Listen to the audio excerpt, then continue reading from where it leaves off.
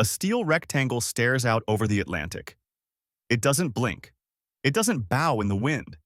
It just hangs there on its tower above the bluffs. A Cold War eye that once swept the sky and now watches storms and rumors go by. In Montauk, the radar doesn't move, but the stories do.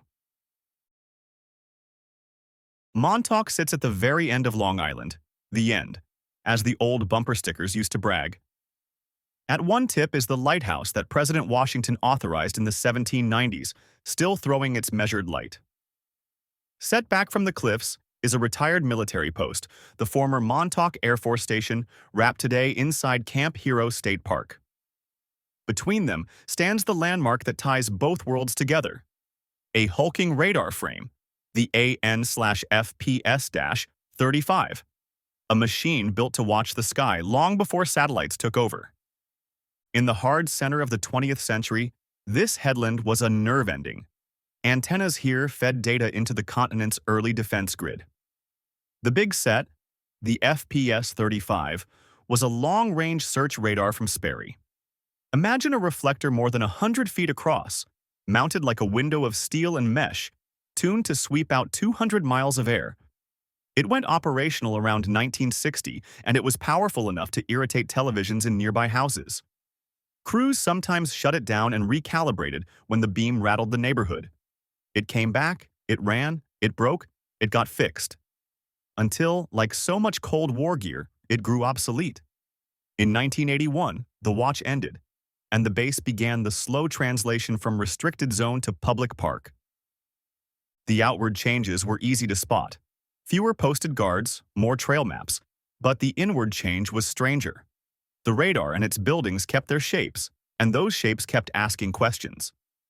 Why is there a barn with no farm? Because parts of the station were disguised. Why is there a tower that looks like a doorframe to the sky? Because this was the era's best guess at seeing far. Why does a place built for vigilance feel like a stage set after the play has closed? Because empty infrastructure is the perfect prop.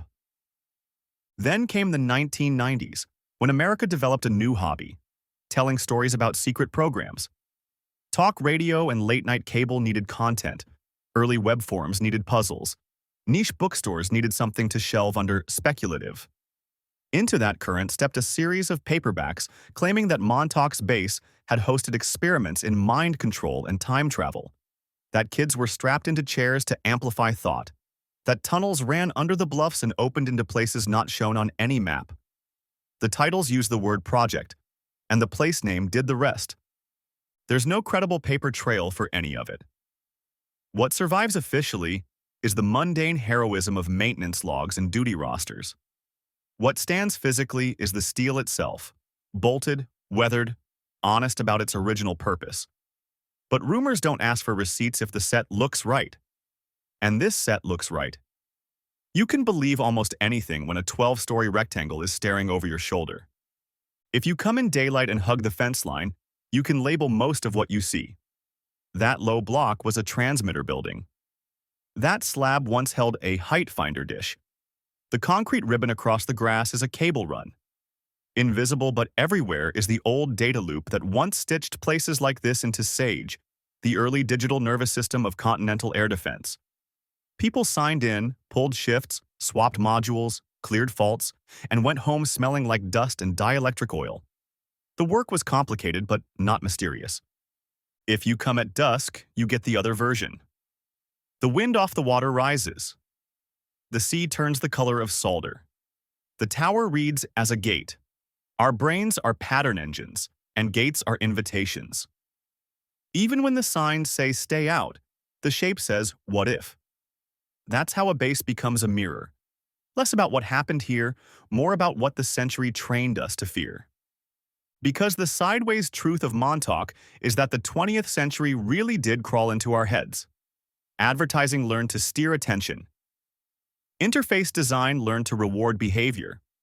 Governments and companies collected data. The language of influence, priming, framing, nudging went mainstream. So when a rumor says, they built a chair that can change your thoughts, the rumor is wrong about the room but right about the era. It's pointing at the air we all breathed. The legend didn't stay local. Across the country, two brothers were shaping a series about kids, a missing friend, a secretive lab, a strange girl, and a jagged doorway to somewhere else. Their working title was one word: Montauk. Later, the setting and the name would change, and a fictional Midwestern town would take the heat. But the mood board had already pulled this headland into the frame. A government site with a rumor problem, a clean, stark piece of machinery towering over too much sky. So, what actually happened here, and what happened to the story after that? The first answer is simple. Radar happened. The FPS-35 joined the network in 1960, hiccuped when it rattled the neighbor's TVS, got tuned, came back, and eventually lost its job to technology with a wider reach and fewer moving parts. In 1981, the station was decommissioned. Over time, the land became a park. On weekends, families picnic where night crews once tracked blips, and trail runners weave past structures that used to hum. The second answer is about how stories move. The conspiracy version of Montauk borrowed real nouns, Camp Hero, Montauk Air Force Station, the lighthouse, and plugged them into a late-century playlist. Mind control, psychic warfare, stolen children, portals.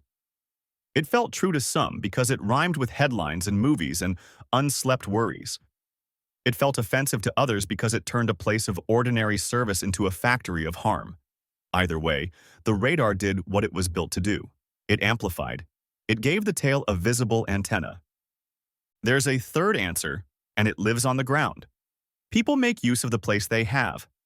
For a teenager in East Hampton, the tower is a background for a dare and a photo, and then a fast drive back to town. For a veteran who once signed the logbook here, it's a memory that smells like salt and machine rooms and winter. For a ranger, it's a lesson in patience. The fewer holes in the fence, the more holes in the story. The more holes in the fence, the fewer you want to talk about. If you strip the legend for parts and line them up against the real hardware, you learn something better than a reveal. You learn why ruins attract fiction. Too intact, and there's no work for imagination. Too ruined, and there's nothing to hold. Montauk's tower is perfect, present enough to touch, strange enough to haunt. It has the geometry of a doorway. We are a species that believes doorways should lead somewhere. Walk the coastline in your head for a moment. On the cliff is the radar, angles, lattice, rust. In the near distance, the lighthouse turns like a metronome that predates electricity. One story is technological and ended in 1981. The other is maritime and still ongoing. They share a horizon. They share a job, to see something coming and to name it in time. What do you do with the rest? The paperbacks and late-night callers and the posts that reheat the same claims with new emojis. You treat them like weather. You don't confuse them with climate. You try to hear what anxiety they're translating. You say out loud what is true, not because it will end the story, but because it keeps the mirrors from multiplying into hallways that go nowhere. And you let the place keep both of its names. The base, the myth. One made of bolts and maintenance sheets. One made of rumor and resonance. They look at the same water and borrow the same sky.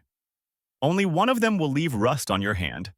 Said, this isn't the part where we promise you a tunnel or solve a riddle.